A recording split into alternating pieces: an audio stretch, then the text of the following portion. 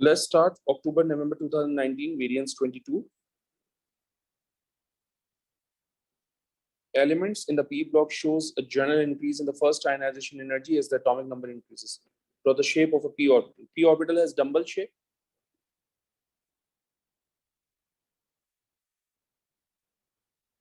ये बन गई dumbbell shape.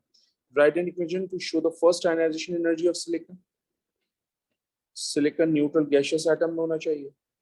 एक इलेक्ट्रॉन लूज करेगा तो ये कन्वर्ट हो जाएगा gaseous silicon ion plus electron में. Explain why there is a general increase in first ionization energy of element across period 3. So बहुत simple सा format है. Across the period,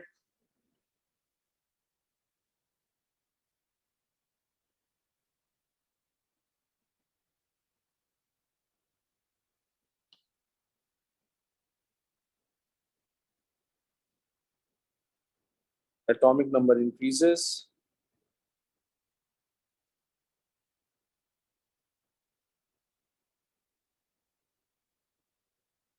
Nuclear charge increases.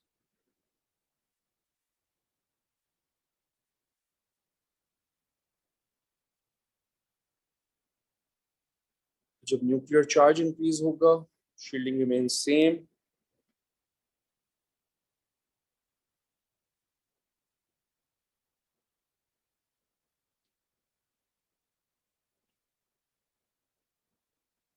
Thus, nucleus to electron attraction increases.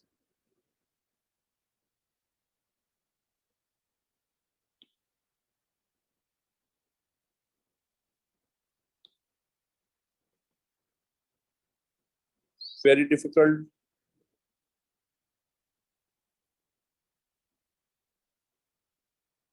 To remove electron.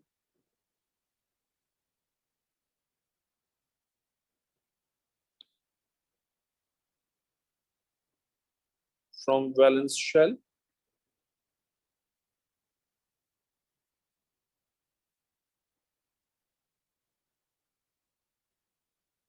Element A is in the P block. The graph shows the successive ionization energy of the removal of the first 10 electrons of A. State and explain the group of the periodic table. बेटा सबसे biggest energy gap इन दो के दरमियान हुआ है. इसका मतलब ये जो first 3 electrons हैं ये valence shell से remove हुए हैं. इसका मतलब group number is 13. याद रखिएगा, this is the biggest energy gap, right? इसका मतलब these 3 electrons are removed from the valence shell, which is why element belongs to group 13 of the periodic table. तो आप बताएंगे biggest energy gap exists between third and fourth electron.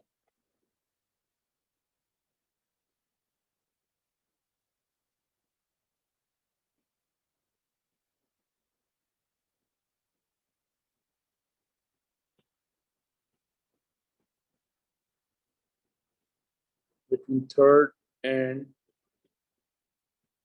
fourth electron.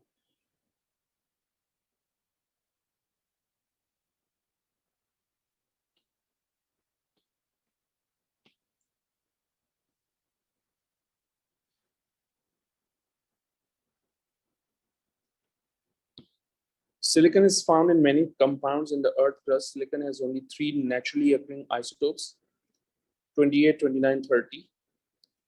ये relative isotopes और isotopic masses दिए हुए. A sample of silicon contains 92.2% this. The total percentage abundance of this, and the sample is this. The relative atomic mass of silicon in the sample is this. Calculate the percentage abundance of silicon 30. Give your answer to 1 decimal place. Okay. So AR is 28.09 equals to silicon ka atom first isotopic mass is 28 into 92.2% plus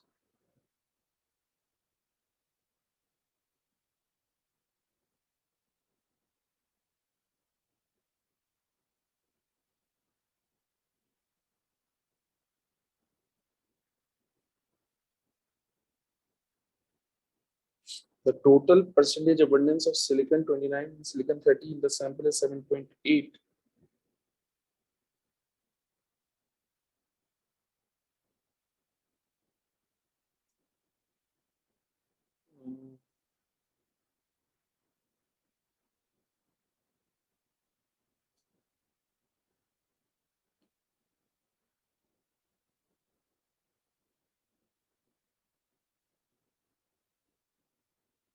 तो हम यहाँ पर लिख देंगे 29 into x plus 30 into x divided by total abundance 100%.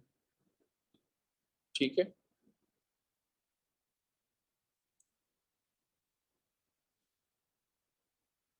सो अगर हम x की value calculate करेंगे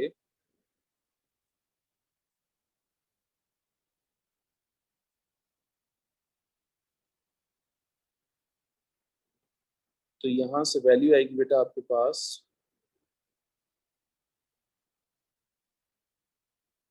6.6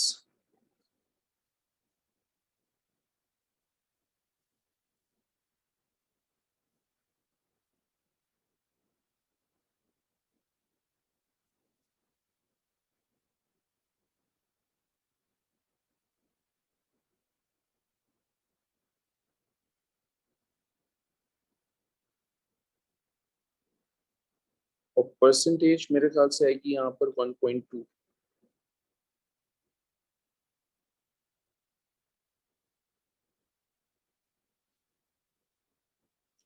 ये सिलिकॉन 29 है और ये सिलिकॉन 30 है.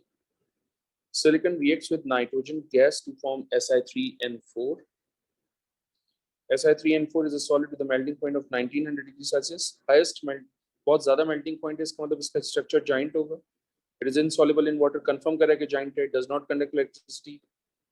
ठीक है, giant structure है, इसके molten में भी free mobile ions नहीं है. Suggest the type of bonding and structure of this. Explain your answer. So आप बताइए, जैसे SiO2 का giant molecular structure होता है वो होगा, तो हम लिखेंगे giant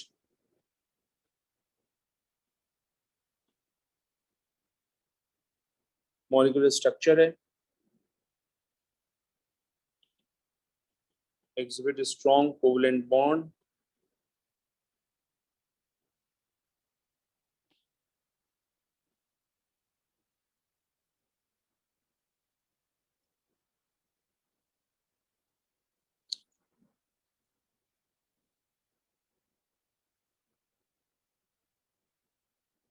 so due to the absence of free mobile ions,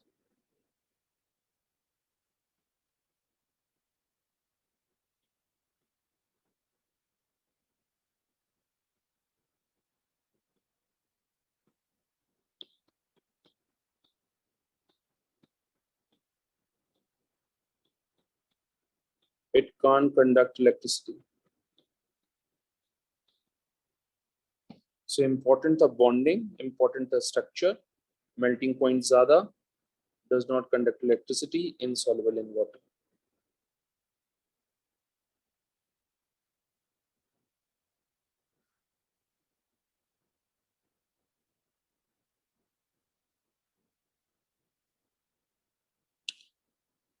Write equations to show complete combustion of this.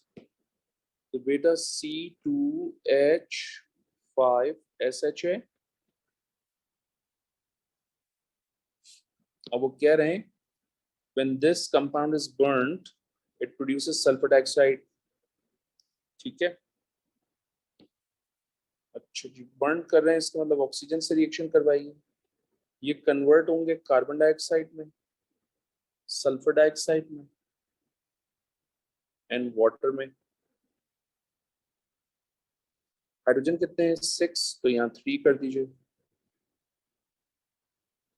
Sulphur 1 है, ऑक्सीजन देख लीजिए कितने हो जाएंगे, 2 times 2 4, 4 plus 2 6, 6 plus 3 9. तो अगर 9 है तो मैं यहाँ 4.5 कर देता हूँ. State why the presence of sulfur dioxide in the atmosphere has environmental consequence.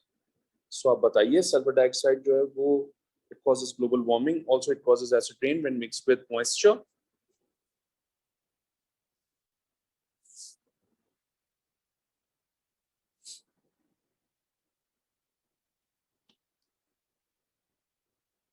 sulfur dioxide causes global warming because it is a greenhouse gas.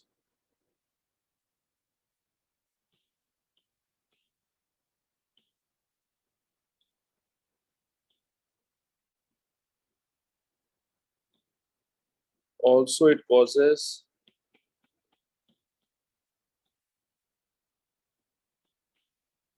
acid rain,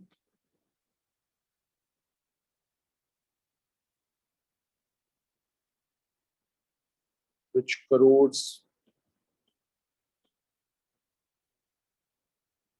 building and limestone work.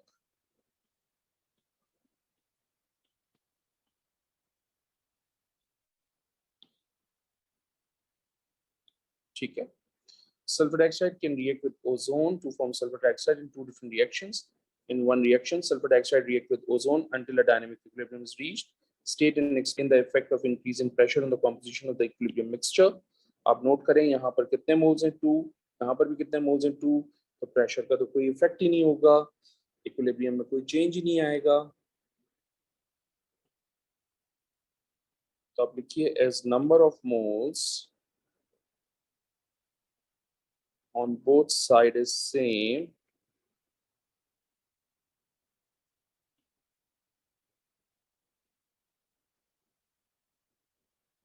so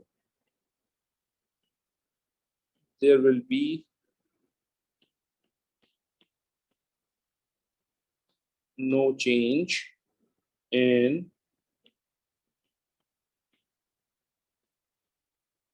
equilibrium. In other reaction, a different equilibrium is established at 300 Kelvin as shown. Delta H की value positive है, इसका मतलब reaction endothermic है. Suggest temperature needed to increase the yield of sulfur dioxide at this. अगर endothermic reaction है और आप sulfur dioxide की yield increase करना चाहते हैं, तो obviously आपने temperature को increase करना होगा, so that equilibrium favors towards right hand side और sulfur dioxide की yield जो है वो increase हो जाए. तो आप यहाँ पर लिखेंगे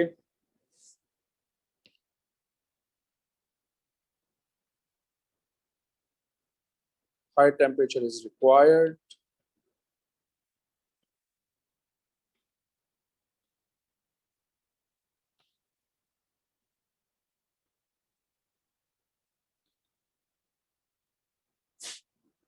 as forward reaction is endothermic.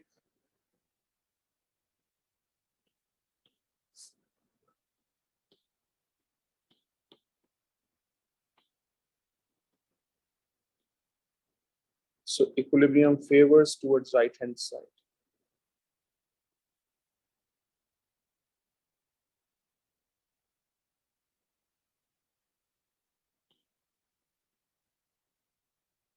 ठीक है जनाब.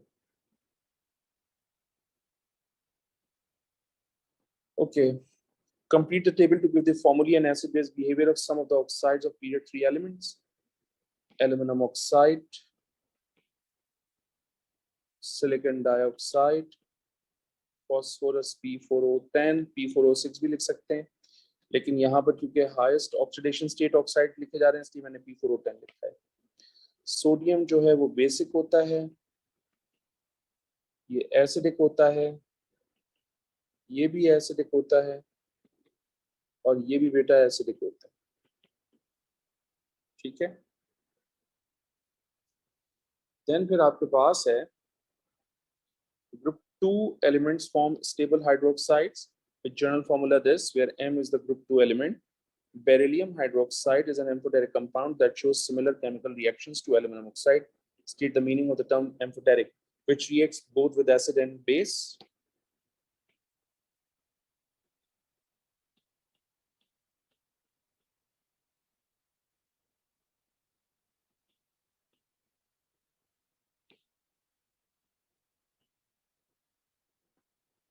Write an ionic equation for the reaction of magnesium hydroxide with hydrochloric acid. तो आप जानते हैं down the group hydroxides, group 2 hydroxides की सॉल्युबिलिटी इंक्रीज होती है. दैट मींस ये मैग्नीशियम हाइड्रोक्साइड जो है वो इनसॉल्युबल होगा, राइट.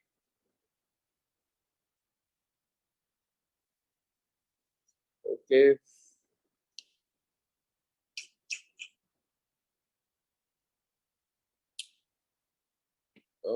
आयनिक इक्वेशन मांग रहे हैं तो बेसिकली ये होगा 2 hydroxide ions plus 2 hydrogen ions arrow 2H2।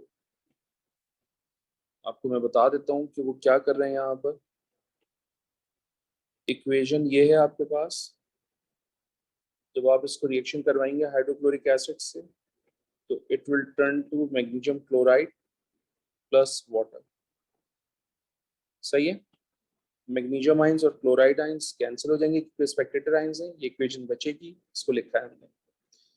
To methods of preparing strontium hydroxides are shown. State one difference between the observations you would make for reaction 1 and reaction 2. जब strontium water के साथ reaction करेगा strontium hydroxide बनाएगा। जब strontium hydroxide बनेगा तो bubbles of gas release होगी।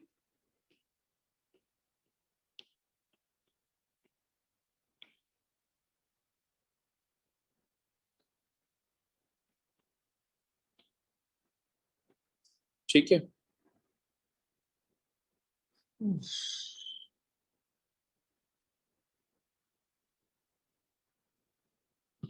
और जब स्ट्रोंशियम हाइड अच्छा ओके, तो जब स्ट्रोंशियम को कोल्ड वाटर के साथ रिएक्शन करेंगे बबल्स ऑफ गैस रिलीज होगी। जब स्ट्रोंशियम ऑक्साइड को वाटर के साथ रिएक्शन करवाएंगे तो बेटा कोई बबल्स ऑफ गैस आपको मिलेगी नहीं, या ये कह सकते हो कि व्हाइट सॉलिड डिसॉल्व हो जाएगा।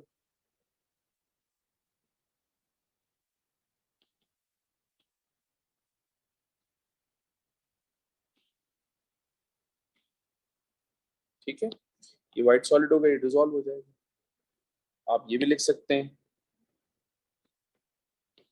बस ठीक है, ये मेरे ख्याल से 1 मार्क के लिए बहुत है। State how the solubility of group 2 hydroxide changes down the group. Solubility of group 2 hydroxides increases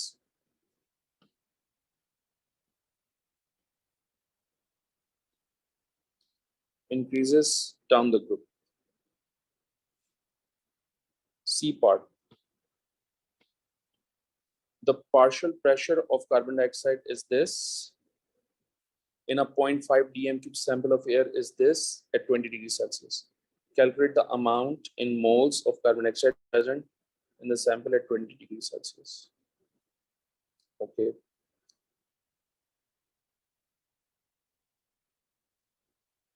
Okay.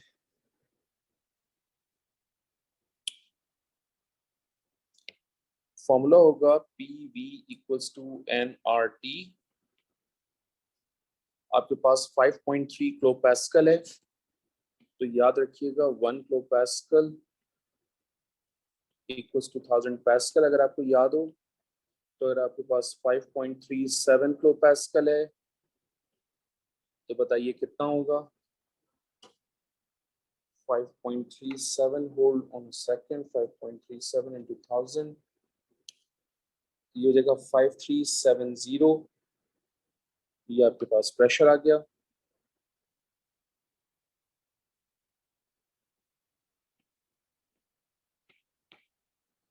Volume जो है वो 0.5 dm क्यूब है। इसको मीटर क्यूब में कन्वर्ट करने के लिए 0.5 into 10⁻³ करेंगे। मोल्स कैलकुलेट करने के लिए कह रहे हैं। आर की वैल्यू नोन होती है 8.31 और टेम्परेचर जो है वो 20 डिग्री सेल्सियस है तो उसमें 273 ऐड कर दीजिए आप, 293 हो जाएगा। सही है बेटा, यहाँ से आपके पास आंसर क्या आ जाएगा। यहाँ से आंसर आएगा आपके पास 1.1 into 10⁻³ moles।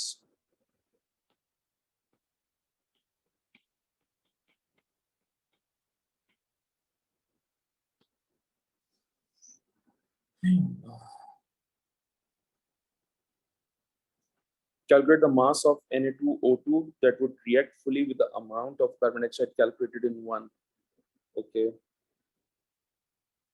अच्छा, अब नोट करें जो मोल्स कार्बन डाइऑक्साइड के हैं वही मोल्स Na2O2 के होंगे। तो मैं Na2O2 के MR से मल्टीप्लाई करूंगा तो मास आ जाएगा। तो 1 मार्क का पार्ट है तो हम डायरेक्ट कर देते हैं। Mass of Na2O2 into moles तो सेम ही रहेंगे Na2O2 के क्योंकि रेशियो सेम है।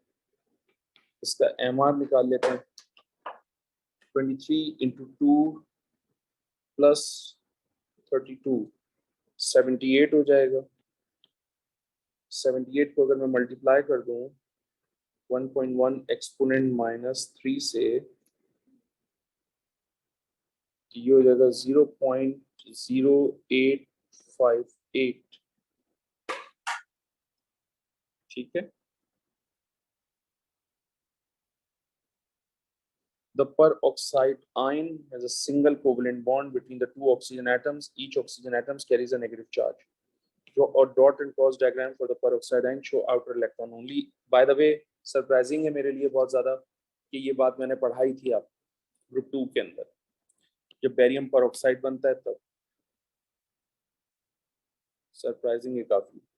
ऑक्सीजन के बैलेंस शेल में कितने इलेक्ट्रॉन्स होते हैं? 6 1 2 3 4 5 6 1 2 3 4 5 दिस वन इज 6। दूसरे वाले ऑक्सीजन की भी बैलेंस शेल में कितने इलेक्ट्रॉन्स होंगे? 6 2 3 4 5 6। इसने एक इलेक्ट्रॉन गेन किया और इसने भी एक इलेक्ट्रॉन गेन किया।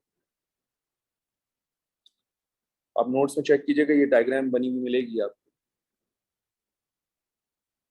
Question number 3, state what you would observe in reaction 1।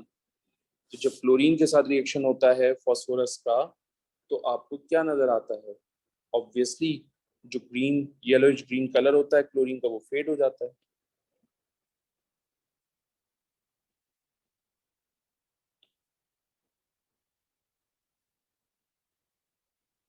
ठीक है। और जब PCl5 बनेगा तो इसका व्हाइट सॉलिड बनेगा।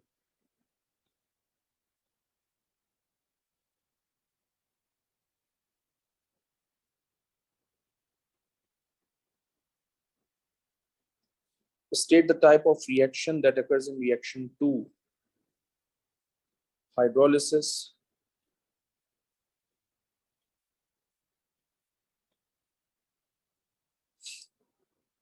H3PO4 can be produced by the direct reaction of phosphorus with nitric acid. Use oxidation number to show that this reaction is redox. बेटा देखिए नाइट्रिक एसिड ना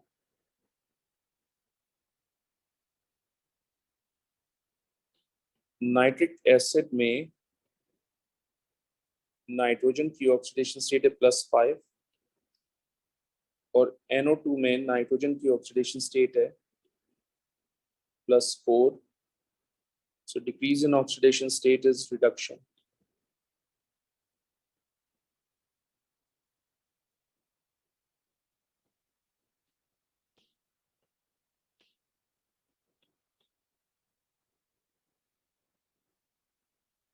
ठीक है।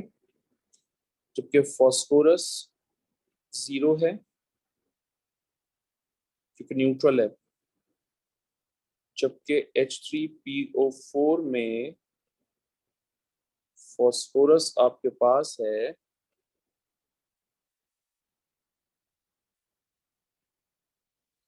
+5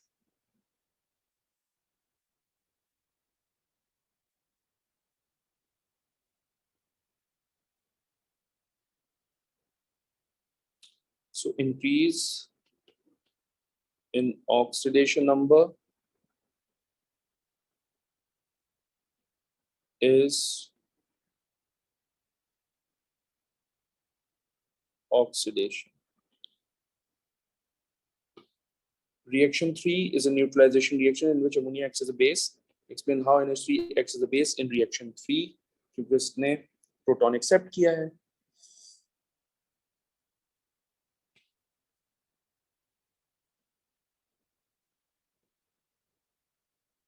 It is proton acceptor.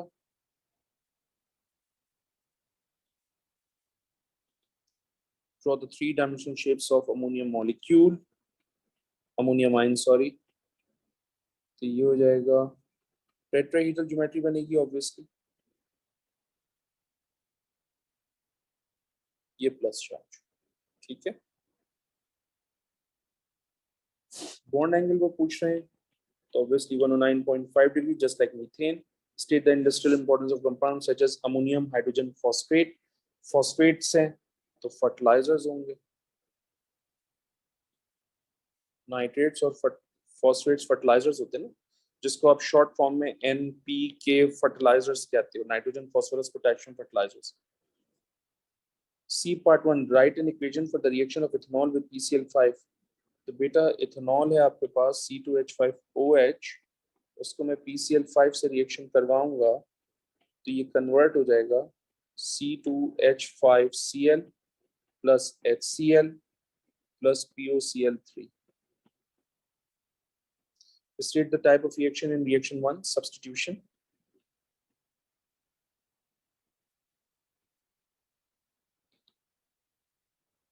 Halogen alkane can also be prepared by reacting alcohols with hydrogen halides such as HCl and HI. HCl is prepared using NaCl and concentrated H2SO4. HI is prepared by using Ni with concentrated H2SO4. Suggest why HI is not prepared by the reaction of Na with concentrated H2SO4, because concentrated H2SO4 oxidizing agent होता है, वो iodide को oxidize करके iodine में convert कर देगा instead of HI.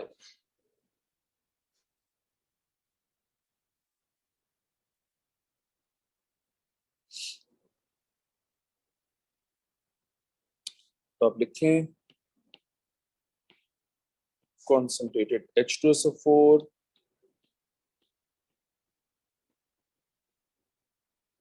is stronger oxidizing agent.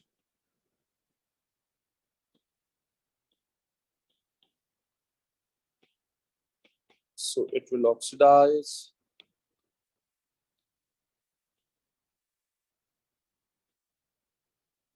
iodide into iodine. The rate of hydrolysis reaction of halogen alkenes with sodium hydroxide is dependent on the halogen that is bonded to the carbon. State and explain the order of reactivity when NaOH reacts separately with this, this and this. तो जाहिर सी बात है CI bond बहुत rapidly react करेगा as compared to CCl. तो बताएं C2H5I greater होगा as compared to C2H5Br से, और सबसे कम रिएक्टिविटी C2H5Cl की होगी, ठीक है जनाब।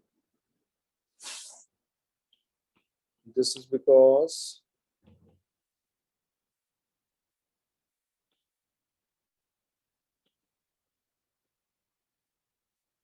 atomic size of halogen increases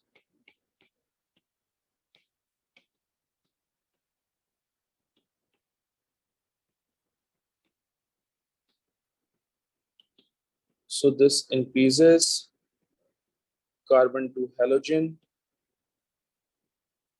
bond length, and this weakens the covalent bond, and this weakens the covalent bond. जब covalent bond weaker होगा reactivity ज़्यादा होगी. Question number 4. Phenol is a naturally occurring organic molecule found in many food. It contains both as an alkene and as an alcohol functional group. ये alcohol है और ये alkene है. Phenol can be formed by the reaction of G with NaOH. Complete the diagram to show the mechanism of the reaction of G with NaOH to form phenol. Include all relevant charges, partial charges, and lone pairs and curly atoms. ठीक है जनाब, ये भी बहुत आसान है, मुश्किल तो नहीं है बिल्कुल भी.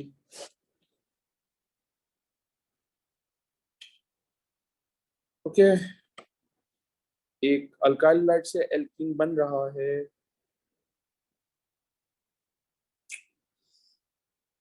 तो भाई करना ये है कि आपके पास हाइड्रोक्साइड आयंस हैं, लोन पेयर शो करें. इसके ऊपर होगा स्लाइड नेगेटिव, इसके ऊपर होगा स्लाइड पॉजिटिव चार्ज. ये इसके साथ रिएक्शन करेंगे और ये यहाँ से रिमूव हो जाएंगे. सही है जी. तो यहाँ पर आप लिख दीजिए chloride ions.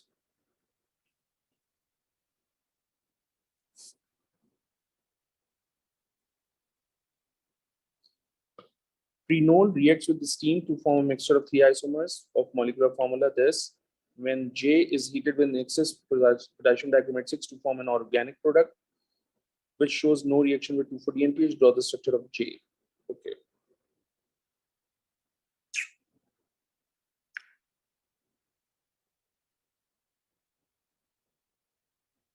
When J is heated with acidified potassium dichromate 6, it forms an organic product which shows no reaction with 240 NPH. That shows कि ना एल्डिहाइड बन रहा है ना कीटोन बन रहा है. तो अगर मैं इसको स्टीम के साथ रिएक्शन करवाऊंगा तो ये कंसिमेट्रिकल एल्कीन है. OH यहां पर ऐड होगा और H यहां पर ऐड होगा. तो अगर OH यहां पर ऐड हो रहा है विल्फर्स, तो ये सेकेंडरी अल्कोहल बनेगा, ये ऑक्सीडाइज हो जाएगा, कीटोन में कन्वर्ट हो जाएगा, 240 NPH का पॉजिटिव टेस्ट दे देगा. इसका मतलब मैंने यहाँ पर OH यहाँ पर हाइड्रोजन नहीं अटैच करना, मैंने यहाँ पर अटैच करना. सही है. तो ये है CH3, ये है CH3 अलर्ट रहना, ये है CH और ये है CH2OH.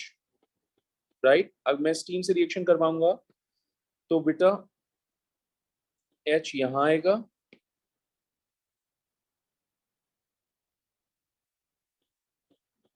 और OH यहां पर आएगा. ठीक है. अब ये जो OH है ये सेकेंडरी अल्कोहल है बिकॉज ये जिस कार्बन के साथ है उसके पास कोई हाइड्रोजन नहीं है, तो ये तो ऑक्सीडाइज नहीं होगा. लेकिन ये प्राइमरी अल्कोहल जब पोटेशियम डाइक्रोमेट के साथ रिएक्शन करेगा इन एक्सेस तो कार्बोक्सिलिक एसिड बनेगा और कार्बोक्सिलिक एसिड का 240 NPH से कोई रिएक्शन नहीं होता. I hope it makes sense to you now. K and L are stereoisomers with molecular formula C5H12O2. K and L both react when heated with excess acidified potassium dichromate 6 to form M. M forms an orange precipitate on reaction with 240 NPH. Give the structural formula of K and L. Okay.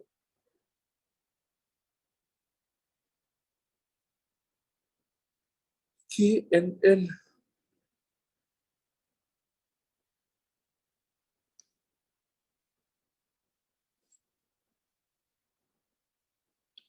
C5H12O2.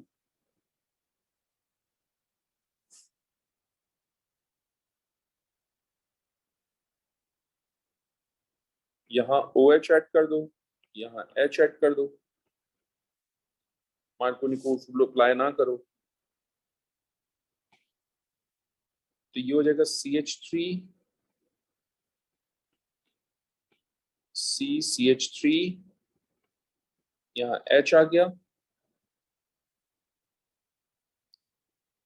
ये CH है, यहाँ OH add करो, ये CH2, ये OH. Name the type of stereoisomerism shown by K and L. तो obviously बेटा अब देखें आप, ये सेकेंडरी अल्कोहल है, ये ऑक्सीडाइज हो जाएगा K2Cr2O7 से, तो कीटोन बनाएगा और कीटोन का 240 NPH के साथ ऑरेंज प्रेसिपिटेट का टेस्ट पॉजिटिव आ जाएगा. सही है. Name the type of isomerism shown by K and L. बेटा ये ऑप्टिकल आइसोमेरिज्म है क्योंकि कैरल कार्बन है.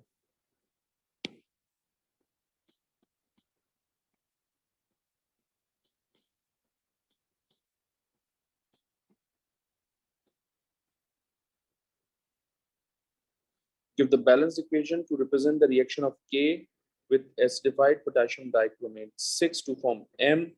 Use O to represent this. अच्छा जी, तो ये हो जाएगा C5H12O2 plus oxygen atom arrow C5H8O3 plus H2O.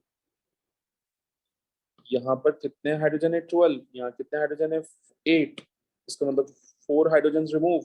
अब यहाँ पर टोटल ऑक्सीजन कितने हो गए 5 और यहाँ कितने ऑक्सीजन है 2, तो ऑक्सीजन को बैलेंस करने के लिए मैं यहाँ पर 3 लगा देता हूँ. Phenol contain an alkene functional group. Describe a chemical test to confirm the presence of an alkene functional group. बेटा आप लिखेंगे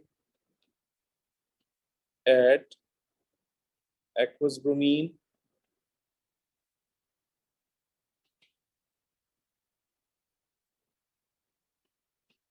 turns red brown to colorless.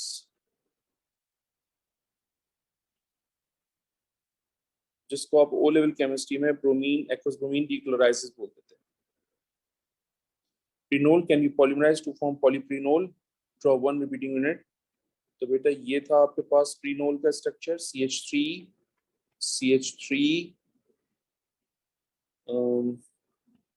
CH and then CH2OH. तो बॉन्ड की कंटिन्यूएशन यहाँ भी होगी, यहाँ भी होगी. ठीक है, सही बनाया मैंने. CH2OH सही बना. ठीक है जनाब. उसके बाद part D, isoprenol is a structural isomer of प्रीनोल.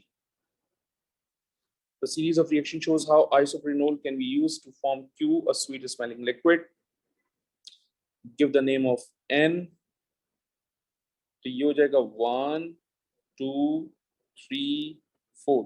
तो second carbon third carbon atom के ऊपर मिथाइल ब्रांच है, तो ये हो जाएगा 2 मिथाइल ब्यूटेन 1 ओल.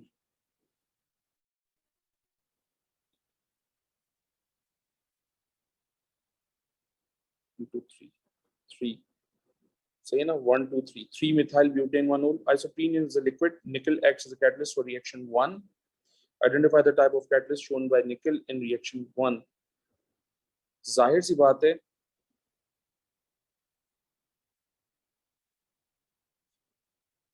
निकल सॉलिड है, ये लिक्विड होगा, तो हेटेरोजेनियस कैटलिस्ट.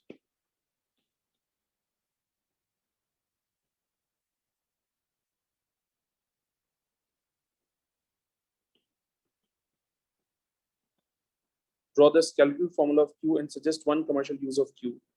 Q तो एस्टर है. एस्टर का कमर्शियल यूज क्या है? Food flavouring, perfumes, solvent.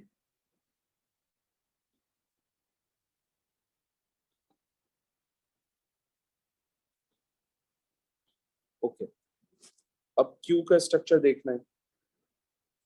बहुत सिंपल सी बात है, ये पूरा स्ट्रक्चर एज इट इज रहेगा. OH यहाँ से हट जाएगा, इसकी जगह पे C2H5 आ जाएगा. सो मैं यहाँ से ये पूरा स्ट्रक्चर कॉपी कर लेता हूँ एस्टर बनाने के लिए.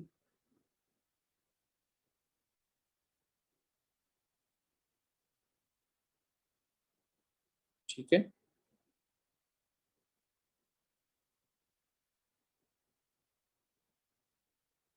और अब हम क्या करेंगे, इधर अटैच कर देंगे C2H5, और C2H5 को मैं ओपन करके लिख देता हूँ CH2CH3. Oh my goodness, nope, nope, nope, nope, nope. CH2CH3 आएगा, लेकिन प्रॉब्लम है इस स्केलेटल फॉर्म में आएगा, क्योंकि ऊपर स्ट्रक्चर भी स्केलेटल ही दिया हुआ है. So this is CH2, this is CH3.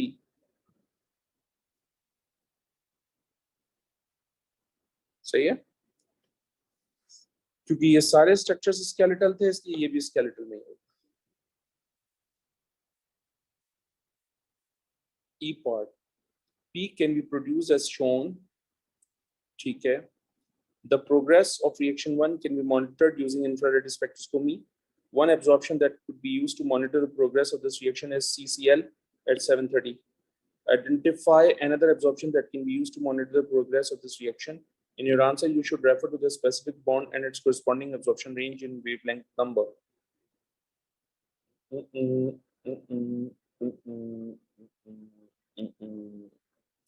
बेटा यहाँ पर एल्कीन है, तो एल्कीन की जो रेंज है आप जानते हैं 1680 सेंटीमीटर इनवर्स के ऊपर अपीयर होती है. State the reagents needed for reaction 2. बेटा क्लोरीन की जगह साइनाइड आ रहा है, तो रिएजेंट्स कह रहे हैं, तो इसका मतलब पोटेशियम साइनाइड्स इन एथेनॉल. ठीक है. Name the type of reaction that occurs in reaction 3. भाई CN कन्वर्ट हो गया COOH में, इसका मतलब एसिड हाइड्रोलिसिस हो रही है.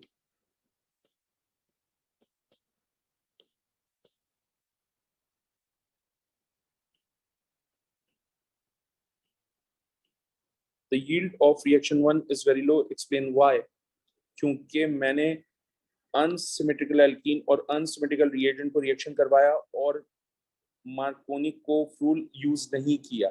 ये माइनर प्रोडक्ट लिखी है मैंने, मार्कोनी को फ्रूल यूज नहीं किया मैंने, ठीक है।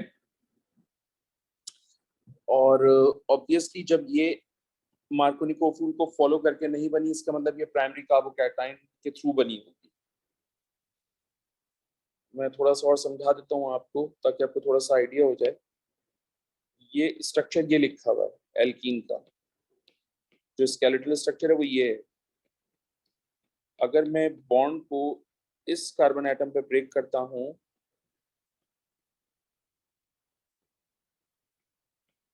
तो आपके पास पॉजिटिव चार्ज इस कार्बन पे आएगा, नेगेटिव चार्ज इस कार्बन एटम पे आएगा। और जब मैं HBr से रिएक्शन करवाऊंगा तो ऑब्वियसली जहां नेगेटिव है वहां पर हाइड्रोजन चला जाएगा और जहां पॉजिटिव है वहां पर ब्रोमीन आ जाएगा, राइट। तो प्रोडक्ट ये बनेगी और इस प्रोडक्ट का स्ट्रक्चर इस तरह का होगा, ठीक। लेकिन अगर मैं मान लो, ये वैसे मैंने क्लास में करवाया आप लोगों को, पाई बॉन्ड मैं इस कार्बन एटम पे ब्रेक कर दूं तो फिर this carbon is negatively charged while this carbon is positively charged। अगर मैं इस सिचुएशन को HBr से रिएक्शन करवाऊं तो जहां माइनस है वहां पर हाइड्रोजन आएगा, यानी ये, और जहां CH2 है वहां पर ब्रोमीन आएगा, मतलब ये। और इसका स्ट्रक्चर कुछ इस तरह से बनेगा। अब ये वो स्ट्रक्चर है कि जो कि एग्जामिनर ने दिया हुआ है, आप चेक कर लीजिए। अच्छा, मैंने HBr से कराया, उसने HCl से कराया, डजंट मेक एनी डिफरेंस। मैं चेंज कर देता हूँ यार, कोई टेंशन नहीं, कोई इशू नहीं है। ये Cl है तो यहाँ पर Cl, यहाँ पर भी Cl, यहाँ पर भी Cl। अब आप देखिए एग्जैक्टली यही प्रोडक्ट बनी हुई है जो एग्जामिनर ने मुझे बना के दी है, सही है। तो ये जो प्रोडक्ट बनी, अब जरा देखिएगा। आप सब जानते हैं कि ये आपका 3 डिग्री कार्बोकैटाइन है और आप जानते हैं कि ये 1 डिग्री कार्बोकैटाइन है। आप जानते हैं कि 3 degree carbocation is more stable then 1 degree. तो प्रोडक्ट तो ये बननी चाहिए थी, बनी ये है। इसका मतलब रिएक्शन जो है वो 1 डिग्री कार्बोकैटाइन को फॉर्म करके बना है। इसका मतलब मार्कोनी कोफ्रूल अप्लाई नहीं हो रहा, सही है ना। क्योंकि अगर मार्कोनी कोफ्रूल अप्लाई होता तो फिर ये वाली प्रोडक्ट बनती, ये रिएक्शन रूट फॉलो करके ये प्रोडक्ट बनती। सो ये चीजें सारी जहन में होनी चाहिए क्योंकि आपको लिखने का टाइम तो मिलेगा नहीं। तो आप बताइए,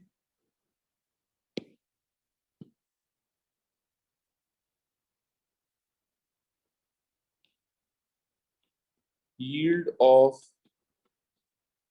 reaction 1 is very low because reaction is proceed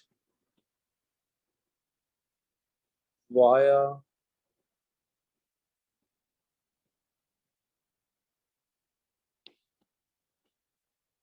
primary carbocation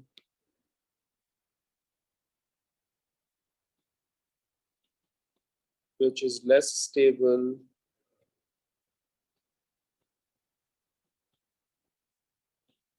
than 3 degree carbocation due to the fact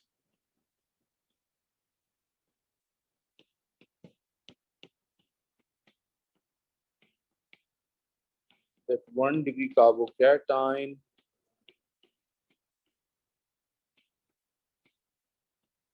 is stabilizes with only one alkyl group which has a weaker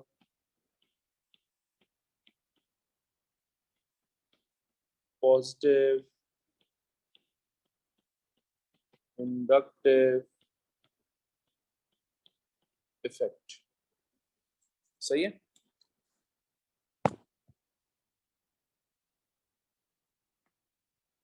So we are done with the paper.